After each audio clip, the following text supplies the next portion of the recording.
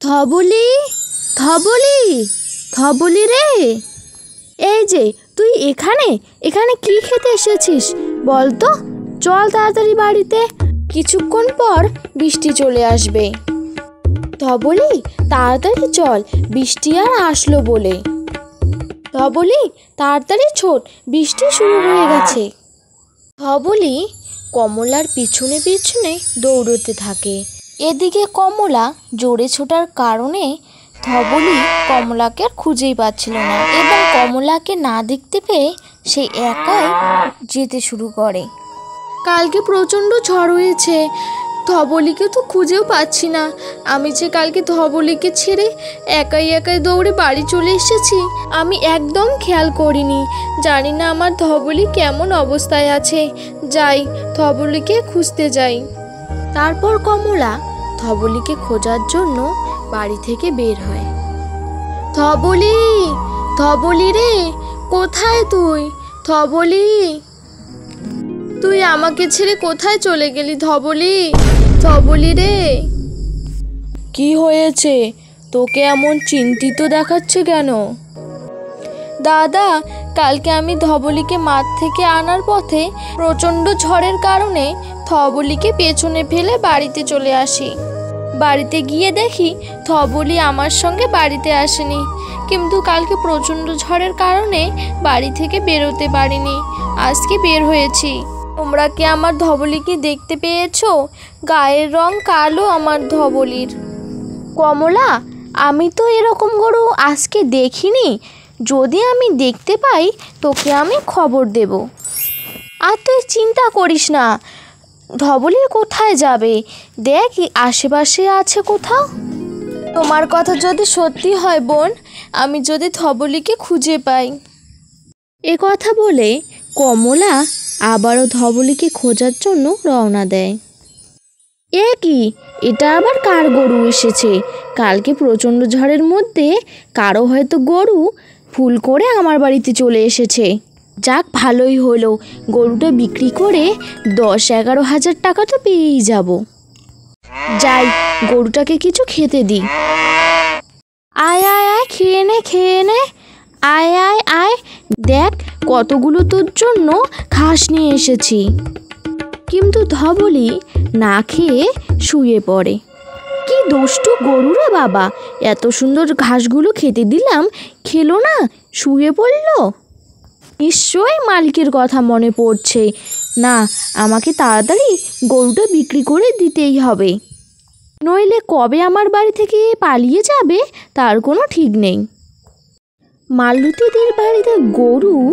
মালতীদি আবার গরু কবে কিনলো? এটা কমলার গরু নয় তো? মালতীদিকে জিজ্ঞাসা করতে হবে।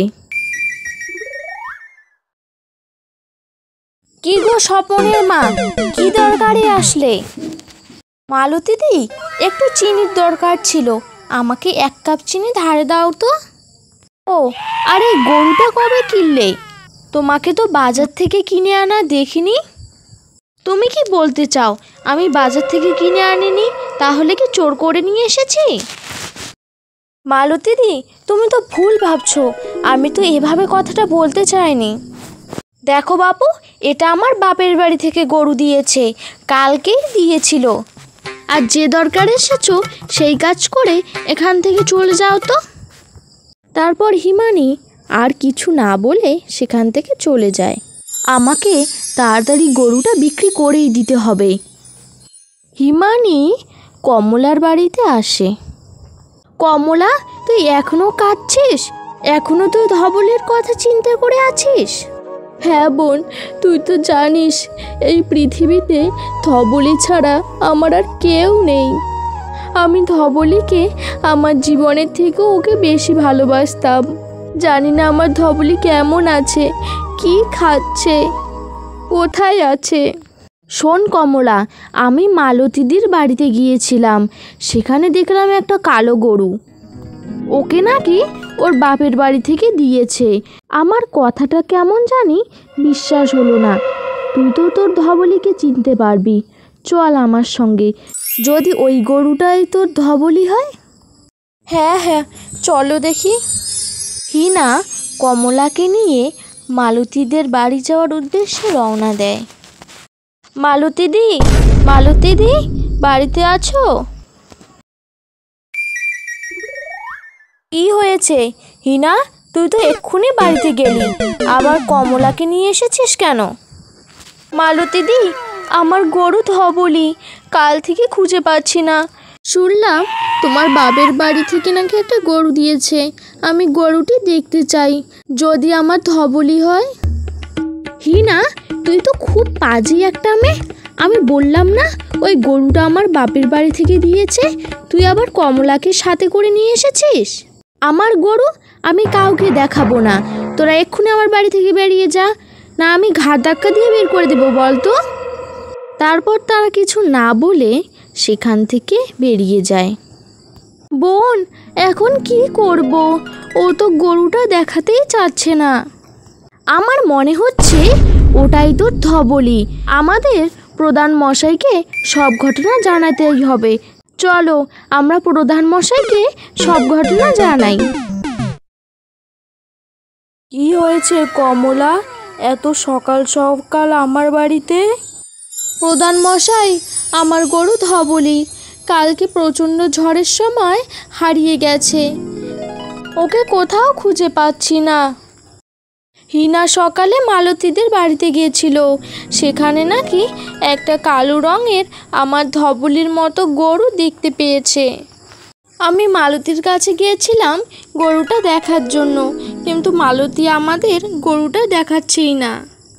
ও, তাহলে এই ব্যাপার। কালকে সকালবেলা আমি তোমার সঙ্গে মালতীদের বাড়িতে যাব, দেখি ও কেমনভাবে তোমাকে গরুটা না দেখায়। সকালবেলা কমলা প্রধানকে নিয়ে মালতীর বাড়িতে হাজির হয়। বাবা, প্রধান মশাই যে, আমার ভাগ্য কত ভালো। আসুন আসুন, ঘরে আসুন। মালতী, তুমি তো জানোই আমরা কেন এসেছি। তোমার গরুটা কোথায়? গরুটাকে দেখি। প্রধান মশাই, এই কমলার কথা আপনি বিশ্বাস করছেন? ভিখারি একটা আমার গরু হাতিয়ে নেওয়ার চেষ্টা। খবরদার বলছি, তুমি মিথ্যে কথা বলবে না। তুমি আমার ধবলিকে আটকে রেখেছো, তাড়াতাড়ি আমার ধবলিকে ছেড়ে দাও। তোমার ধবলি মানে? তোমার ধবলি কোথায়? এটা তো আমার গরু, আমার বাপের বাড়ি থেকে দিয়েছে। মালতী, তুমি একবার ভেবে দেখো, যদি এটা কমলার গরু হয় তোমার কঠিন থেকে কঠিন শাস্তি দেব আমি। আমি মিথ্যা কথা বলছি না, মিথ্যে কথা বলে থাকে এই কমলা। আমি মিথ্যে কথা বলছি না তুমি মিথ্যে কথা বলছো, এক্ষুনি প্রমাণ হয়ে যাবে। ধবলি, ধবলি, দেখ আমি এসেছি। ধবলি রে, এমনভাবে ডাকতেই ধবলি কমলার কাছে এসে আদর করতে থাকে আর হাম্বা হাম্বা করে ডাকতে থাকে। গরু কি কমলার কাছে গেছে দেখি এটা কমলার গরু নাকি? এটা আমার গরু। ছি মালতী, তোর এখনো লজ্জা করছে না? ছি, আমি সব বুঝতে পেরে গেছি কার গরু এটা। তোর শাস্তি হলো 1000 টাকা। তুই কমলাকে 1000 টাকা দিয়ে দিবি। প্রধান মশাই, আমাকে ক্ষমা করে দিন, আমি লোভে পড়ে এই কাজটা করেছি। আমি 1000 টাকা কোথায় পাবো? কমলা, আমাকে দয়া করে ক্ষমা করে দে। আমি 1000 টাকা দিতে পারবো না বোন, আমি 200 টাকা দিয়ে দেব তোকে। আচ্ছা ঠিক আছে, আমি তোমাকে ক্ষমা করে দিলাম। তুমি আর এমন কাজ কোনোদিনও করো না।